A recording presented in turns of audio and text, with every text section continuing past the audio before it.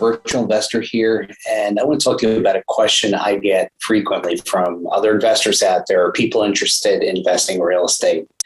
They ask me all the time, what's the difference between somebody who does a direct to seller and what you do from buying on online auctions? Well, I'll give you a breakdown of each, right? So if you're doing a direct to seller or pay per click or mailing out postcards, whatever you're doing to get your leads, your cost is generally going to be, depending on how many counties you're covering, what areas you're covering, $3,000 to $10,000, or if you're covering large swaths of territory, up to $20,000 per month.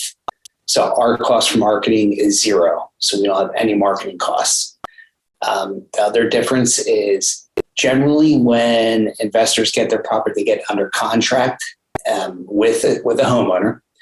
And then they try to get people in through there during a short window of time, 30, 45, or 60 days, and then try to do an assignment of contract.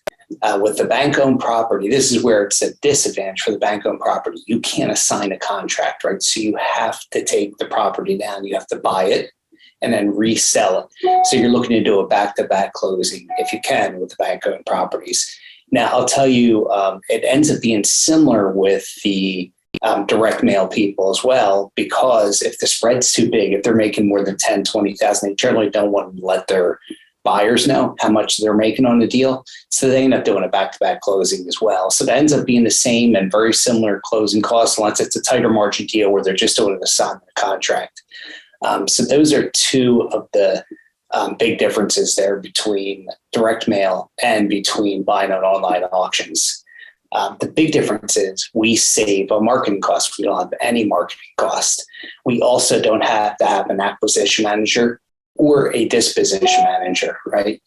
We can act as both if we want to, just like somebody's doing direct to seller can too. But it's much simpler to be the acquisition manager and maybe hire a disposition manager if you like to there. So you have to have a bigger team when you're doing direct mail, because you have to have somebody setting up the marketing, the calls going out, the calls coming in. If you're doing, some people are just calling out, right, to different people who are homeowners. And so you may have somebody who's doing that, doing cold calls. You may have somebody doing text blast. You may have somebody doing email blast. You may have somebody just doing postcards and direct mail or pay-per-click.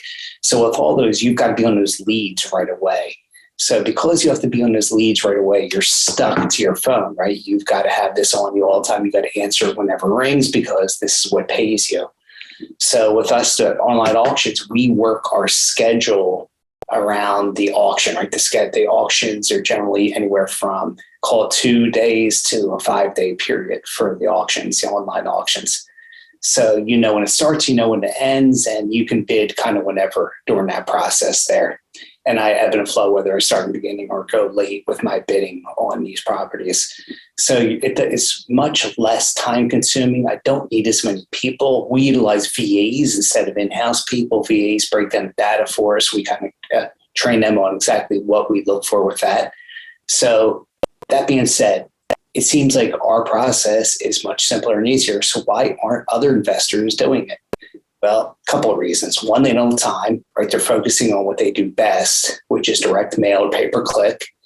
And if they get into doing the online auctions, that's a whole other timely process, because now you're spending a lot more of your time searching for deals near properties and then doing all the analysis on these deals as well. So that's why your traditional investor does not get into it. They should, but they don't. Only a few. We've had our most successful students are investors who've done a couple deals here and there, and then got into our program and really accelerated and took it to the next level. If you're interested in that, reach out to us. We'd love to hear from you, and we'll catch you in the next video.